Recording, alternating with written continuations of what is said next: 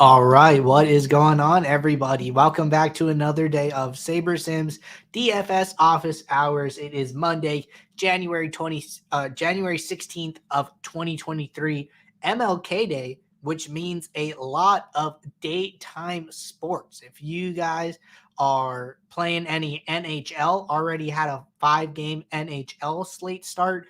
NBA is already rolling, got another game tipping off in about 30 minutes, followed by the NBA main slate starting at 3 p.m. Eastern. Also got an Island NFL showdown with a big Millie Maker up top. So a lot of DFS action coming at you guys today. Hope you are all have your lineups in. If you have been playing some of the early stuff, good luck to you. For those of you who are new here, welcome. My name is Andrew. I'm one of the coaches over here at SaberSim. This is a show where we go over how to use the SaberSim app, answer any and all DFS related questions that come in the office hours channel over on our Discord server.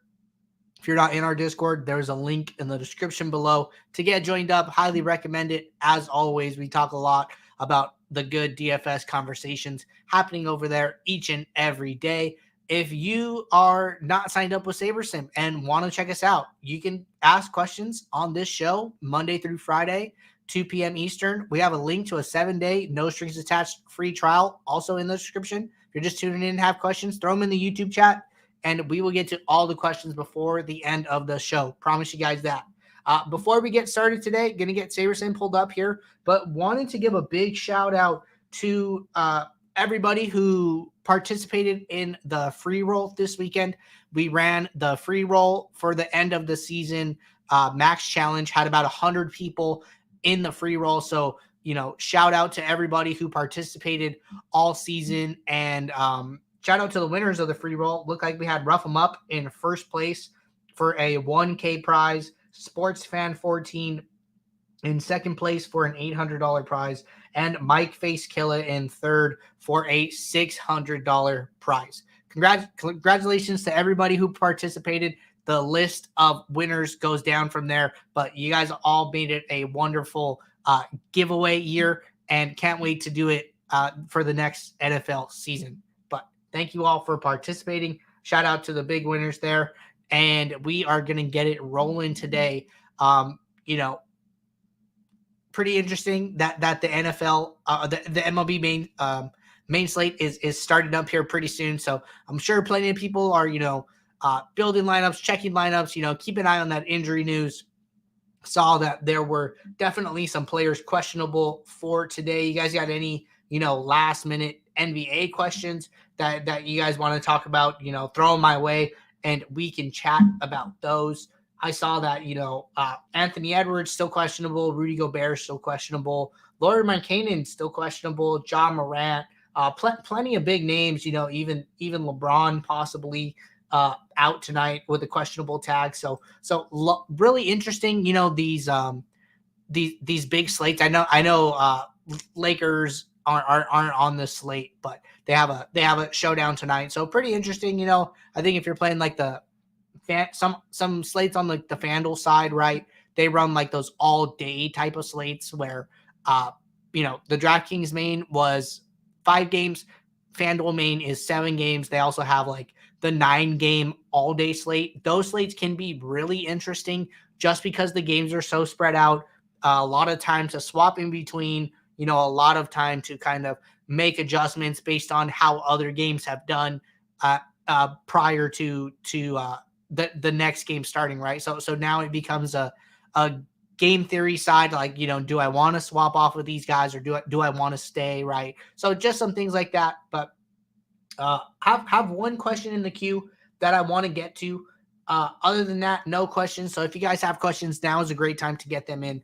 As always, we will stay on the show as long as questions are coming in. Kind of a strange day with all of the sport time starting so early, but I had a question here from Studewood. Said, can we launch a feature where we can set product ownership thresholds? I did give him some feedback on this. So you can do this, right? You can already do this in the app at the way it's set up, right? The way you would do it is you would come into the lineup rules, you come over to add new rule, you would hit aggregate, and then you would change this to my own, and then you would go down to product, and then you would say, no more than, or at least. Usually people use no more than, but you can use at least as well. This is how I would do that, right? I did a long segment on this on Friday's show, and just so you guys know, if you guys ever go into one of our past videos, what you can see is that I'm gonna come over here, I'm gonna go to playlists, and then I'm gonna come down here to the office hours one. And what I'm gonna do is you click into a video, and then you can go through the description, and then we timestamp every single thing we talk about. So here we did a long segment on product ownership and geomean, mostly because I had just recorded a support video for it, and it was fresh in my mind. Somebody asked me about it, so I basically did the entire support demo on stream, and was even able to be a little more thorough, right? So it looks like we did like an 11-minute segment on product ownership and geomean, had a little follow-up on it at like this 35-minute mark. So that's a great thing about going into a past episode. You could just listen to the snippets you want. You don't want to hear about correlation sliders. You're like, yeah, I kind of understand how the correlations work. I kind of understand how to manage my exposures. I just wanted to listen to like these specific parts. Just come in here, click the hyperlink, and it'll take you just to that segment in the stream. So just something for you guys to note there. But talking about product ownership and geomean, you can do that already in the app. I would recommend using geomean for the reasons outlined in that segment.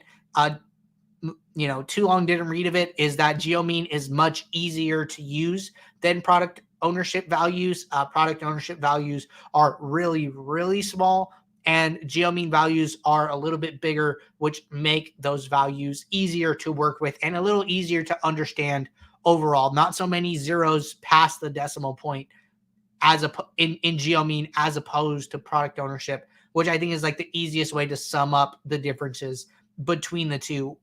And in a nutshell, they're basically doing the same thing. So that is all on that one. Studewood, check out that segment. Let me know what you think of it, and get back to me with any questions that you might have.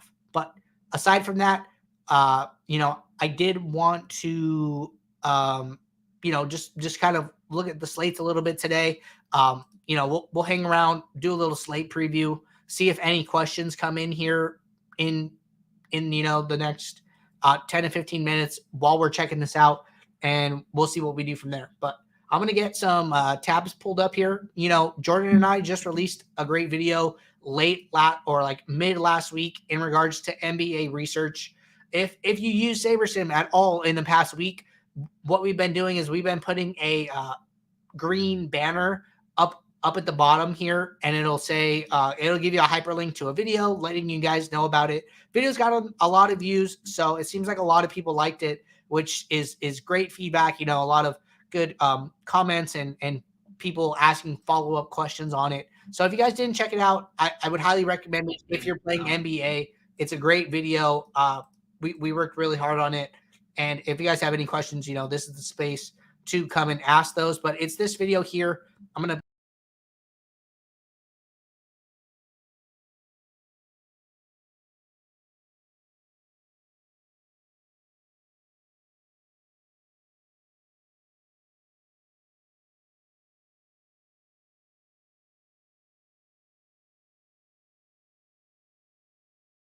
you have and you have questions, just let me know. You guys know where you can find me as always here. But so I wanted to shine some light on that.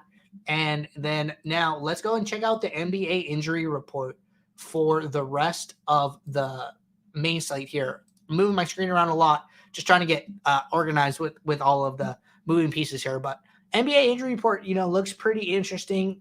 This Boston game already started. This Indy game starts in like 20 minutes. This isn't on the main slate. Right here, right away, something that I am noticing is that, we have 3 games starting at, this is, I think this is Central Time. So this would be 3 p.m. Eastern. So 3 games starting at this 3 p.m. Eastern window. Basically no injury news pending, right? Everything we need to know is already decided. That that makes it like pretty cut and dry kind of to start the slate, right? But then on the backside here, with this Utah Minnesota game, like these are big names, right? Anthony Edwards, Rudy Gobert, Lauri Markkanen, right? It gets kind of strange because do you build in for late swap flexibility, right? And the way you would do that would be to like have extra players in this game, right? Excuse me. But the interesting thing is, okay, let's say, worst case, all three of these guys get ruled out. That this is only one game on a 5-game slate. Maybe you'll have too much salary left over, right? Maybe you'll have to end up playing like really low projected or really low salary lineups, right? So I think that's something like to kind of be aware of. The flip side is that, let's say you try and build, you're expecting all of them to get ruled out, and they don't, right? And then they all play, and then now like maybe you were trying to optimize for a situation where Naz Reid becomes like a really good play, or maybe you were trying to build in some Malik Beasley lineups or Colin Sexton, hoping that those guys would get extra minutes with Markkanen out, right? So kind of how do you navigate that situation, right? It's frankly, it is a tough question to answer. This is, by my judgment here, the highest or second highest over under on the slate. This is like a 234.5 by our team totals, and then this Golden State Washington game is about the same, right? So my gut tells me that players from this Golden State Washington game are probably going to be higher owned, mostly because they start right at lock.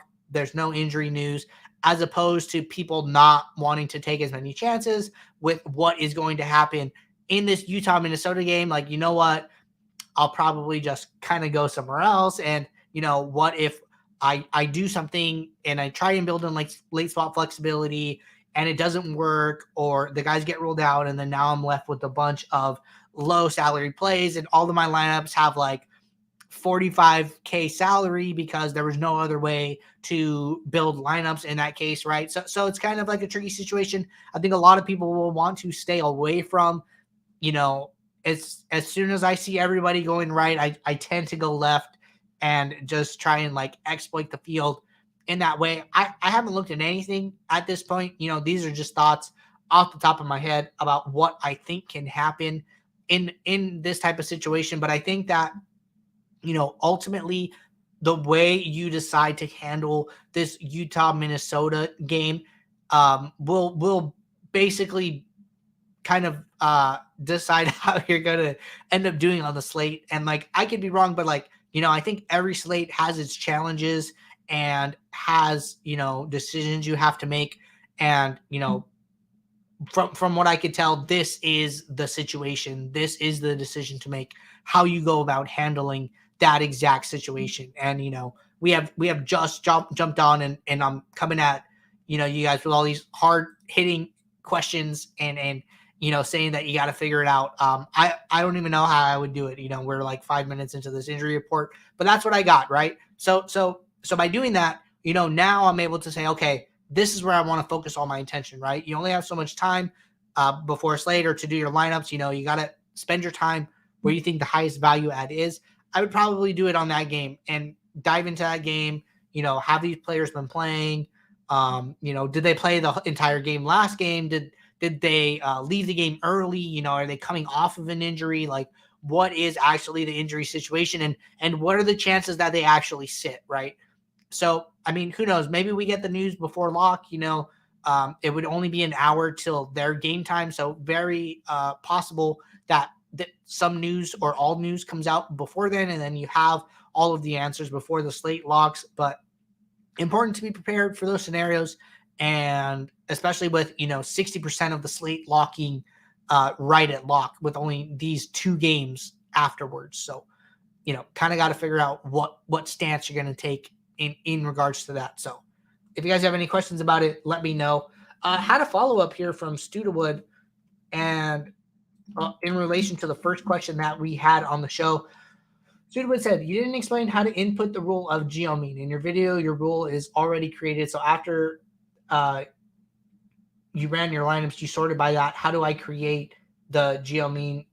Oh, it says follow up here. It says your custom metric was already set up in your tutorial. That's the part I need. Then I'll put my threshold in. Okay, so yep, we can definitely demo how to do a geomean custom metric here. Let me just run some lineups here. If you're on the pro plan, you have the ability to build custom metrics. I will demo this as like a pro plan feature, and then I will show you guys how to get around this if you are not on the pro plan. So in order to do this, what I would do is, this is the custom metric that I already had made. So you can just go in and edit this. What you do is I prefer to name it. It'll be named my metric by default. So I just come in, change it to geomean. First drop down, my own. Second drop down, product or geomean in parentheses here. And then you want it to say value. What it is going to do is display the result of the geomean calculation. That is what the value is, right? So if I were to take every player's ownership in this lineup, multiply them together, take it to the power of 1 divided by the number of players in the lineup, that would get me to this 22.5 value. It is the result of the equation, right? So that's what we want here. If you were to use rank, what it would do is it would give the lineup a geomean between 1 and 500, because there are 500 lineups in this pool. And then if this was 5,000, it would give the lineup a geomean score between 1 and 5,000, right? So rank is a really good way to standardize different calculations if you are using multiple variables. If you are creating a custom metric with multiple variables, I would highly recommend using rank, because that is a way to standardize it, right? If my geomean is 22.5 and then my projected score is 267.7, and I am trying to create a custom metric around those two things, they're not going to mix well because the values are so different, right? Geomean is, projected scores like more than 10x geomean. It's not a good way to rank them, right? But if I were to do the rank of projected score and give that a value between 1 and 500, and then do a rank for geomean and give that a value between 1 and 500, that is a good way to standardize the two variables and create a custom metric that then uses both. And then you could add weights if you want. You could do different things like that. So if I'm using a custom metric with multiple variables, I would use rank. The geomean, we are mostly just doing as like a descriptor here. If you add it, it will become a new summary statistic on the bottom of a lineup. So that is why we have the value here. It is more of a summary stat that we are using as opposed to like a custom metric grading, but you can use it that way, right? You can come in here, you could sort it descending. What it's going to do is it's going to show you the highest geomean lineup and then all lower geomean lineups going down. You could also sort low to high and then show the lowest geomean lineup and then go down, which would show you higher geomean lineup. So different ways to use it. I've seen use cases for all of the different ways. So no way is right or wrong. Just, great to see that these things that are in the app have a lot of flexibility, right? So lastly, let's say you're not on the pro plan, you are on the standard plan, and you want to use a geomean value, but you can't create a custom metric. What you can do is you can come in here to aggregate rules and then just do my own geometric mean. I would say no more than, and let's use like the example that we just saw, something like 23, right? You want all your geomeans to be under 23 for each and every lineup that you build. You would just save this rule, and SaberSim would have to make sure that every lineup that goes into your pool meets this threshold prior to it being displayed in the post screen. So that is the way to do it for both plans, and both work just fine. But good follow-up there, Studentwood. Let me know if you have any more questions. Jumping back here to office hours, and Studentwood said, get this in the chat. See what it says. So do I put the rule in on the home screen or do I create it in the aggregate first before running lineups? So it does all the calculations for us once we select those options. Sweet. So yeah. So Studio, I feel like I just covered kind of both ways for you to do that. So, you can do it in the home screen. You can do it in the post build. Frankly, what we recommend is we recommend that doing it in the post build is better, mostly because if you are doing it as a lineup rule, you are affecting the sims more. So that's why we recommend using it as like more of a filter to get rid of lineups to kind of shrink your pool. But if you want to build it in the home screen, that way you have more available lineups for you to choose from for diversification, for exposure adjustments, etc. in the post build. I think that's fine too, especially if you are playing a big slate where you might not need the optimal to win, right? But I think, for the most part, we try to minimize the amount of times that we are affecting the sims. So using it in the post build is ultimately better than using it as a lineup rule, but use whatever's available to you on whatever plan you are playing on. But good question there. Sudawood said, thanks. Happy to help best I can. But that is it, everybody. I know it is kind of a slow day with all of the sports going on, people building their lineups midday. So we'll be right back here tomorrow, Tuesday, for January 17th, our 2 p.m. Eastern slot time as usual. If you guys have any questions prior to the show, throw them in the office hours channel. That'll get us a queue of questions to get going so we can just jump right into the show and get it rolling. But just wanted to let you guys know about that. Do see a question here from 400 Runner. Said, advice for getting more high-scoring lineups into the lineup pool. I know Saber Score is supposed to help find the highest EV lineups in your lineup pool, but how do I get them more into the pool? So what I think, 400 Runner, you can correct me if I'm wrong, but sounds like there's kind of two things going on here, right? So one, how do you build better lineups? That way, your pool is stronger. And then two, how do you get those lineups from your pool into your contest, right? You ultimately want to get those high scoring lineups from your pool into your contest so you can win money, right?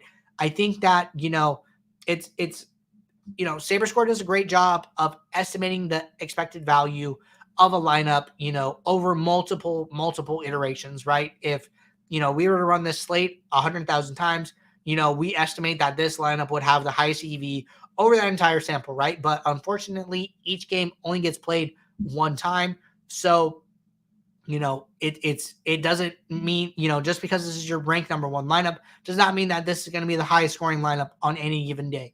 If we knew what lineups were going to be the highest scoring, we would obviously give those to you at the top so you can win, right? We want our customers to win.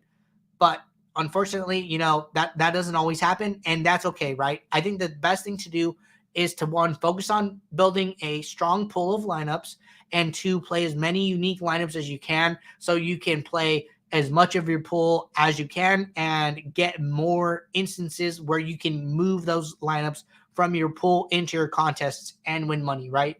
If you are playing, the